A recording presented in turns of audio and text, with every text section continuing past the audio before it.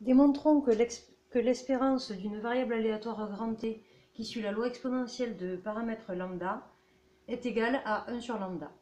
L'espérance d'une telle variable aléatoire, c'est l'intégrale, surtout l'intervalle sur lequel elle est définie, donc ici c'est R+, ça fait une intégrale de 0 à plus l'infini, de t fois la densité, ici lambda exponentielle moins lambda t, dt.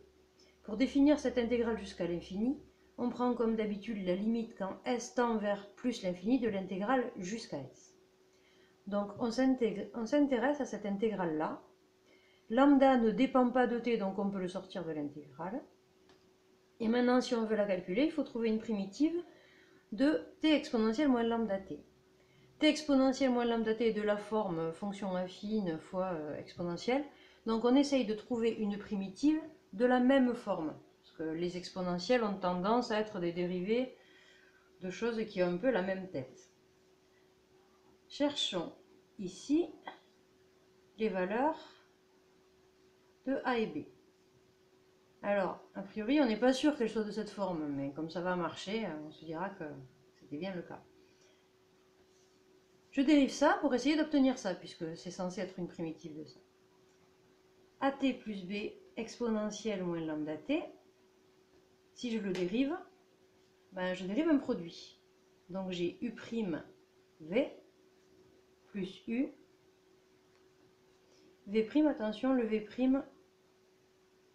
on a l'exponentielle moins lambda t qui nous donne un moins lambda ici. Donc ça c'est u' v plus u v'.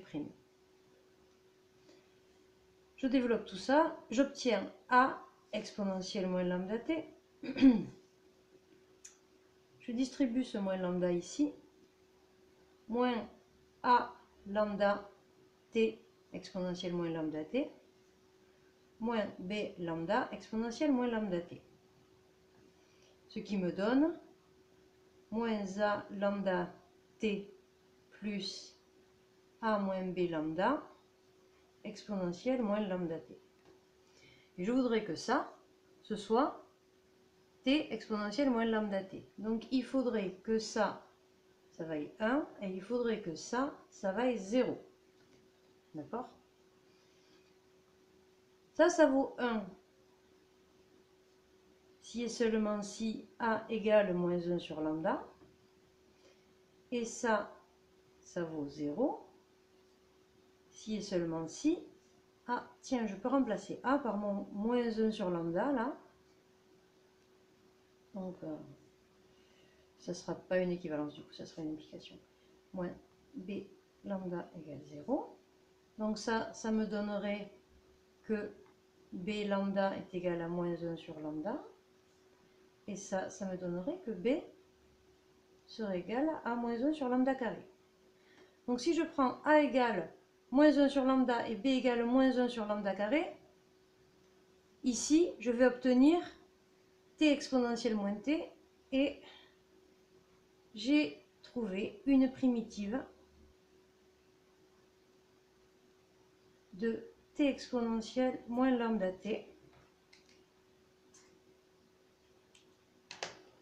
sous la forme, c'est une primitive, donc at plus b, mon a c'est moins 1 sur lambda t, plus b moins 1 sur lambda carré,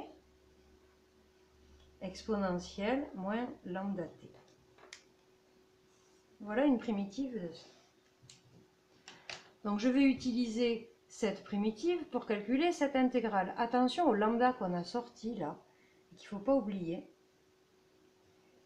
L'intégrale dt lambda exponentielle moins lambda t dt est égale à le lambda que j'ai sorti tout à l'heure, multiplié par cette primitive, moins 1 sur lambda t moins 1 sur lambda carré, exponentielle moins lambda t, prise entre 0 et s. Alors là, on voit que si on distribue ce lambda, ça va nous soulager un petit peu de nos dénominateurs. Donc je vais le faire. J'obtiens moins t moins 1 sur lambda exponentielle moins lambda t pris entre 0 et s. C'est donc moins s moins 1 sur lambda exponentielle moins lambda s, ça c'est la valeur en s, moins la valeur en 0, moins 0, moins 1 sur lambda exponentielle moins lambda 0. Ça vaut 1. Ça vaut moins 1 sur lambda. Du coup, si je développe ici, j'obtiens moins s exponentielle moins lambda s, moins 1 sur lambda exponentielle moins lambda s, plus, parce que j'ai moins par moins qui donne plus, moins par moins donne plus, 1 sur lambda, fois 1, je ne l'écris pas. Voilà pour cette intégrale. Ce qui va m'intéresser pour calculer l'espérance qu'on cherche, c'est la limite quand s tend vers plus l'infini de cette intégrale. Donc je vais chercher la limite de chacun des termes.